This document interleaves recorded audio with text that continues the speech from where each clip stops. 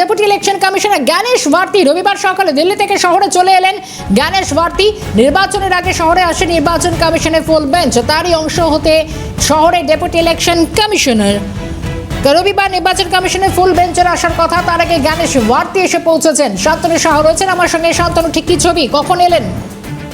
দেখো, তোমাকে জানিয়ে রাখি, আজকে কিন্তু বেলা 11:30 নাগাদ কিন্তু এই রাজ্যের যিনি ডেপুটি ইলেকশন কমিশনার রয়েছেন, জাতীয় নির্বাচন কমিশনের deputy election commissioner Gyanesh Bharti, তিনি কিন্তু শহরে এসে পৌঁছান। মূলত রাজ্যে যে আসন্ন বিধানসভা নির্বাচন রয়েছে এবং তার আগে যে নির্বাচন কমিশনের যে বৈঠক হয়, সেই বৈঠকে অংশ নিতে কিন্তু জ্ঞানেশ ভারতী কিন্তু শহরে এসে পৌঁছেছেন এবং আজ দুপুরবেলা কিন্তু তিনি শহরে এসে পৌঁছান এবং আগামীকাল, যেটা আমার সূত্র মারফত জানতে পারছি, আগামীকাল কিন্তু বৈঠক রয়েছে এবং আজ রাতেই কিন্তু আসার কথা হচ্ছে নির্বাচন কমিশনার আর জ্ঞানেশ কুমারের, এবং তার আগেই কিন্তু শহরে চলে আসলেন জ্ঞানেশ ভারতী এবং তার সঙ্গে কিন্তু আরো 3 আধিকারিক তারাও কিন্তু এসেছেন।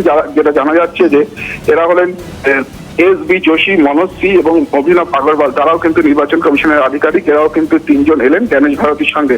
মূলত আজকে কিন্তু রাত্রিবেলা জ্ঞানেশ কুমার আসবেন এবং আগামীকাল কিন্তু রাজ্যে আসন্ন নির্বাচন নিয়ে কিন্তু বৈঠক রয়েছে এবং সেই বৈঠকে অংশ নিতে জ্ঞানেশ ভারতী তিনি কলকাতা পা রাখলেন, অর্থাৎ আজকে জ্ঞানেশ ভারতীর আলাদা করে কোনো কর্মসূচি রয়েছে কি?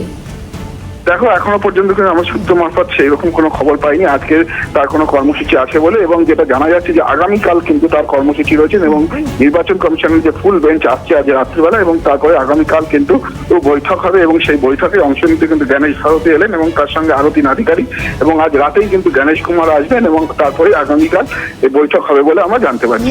নজর থাকবে সেদিকে। ধন্যবাদ শান্তনু।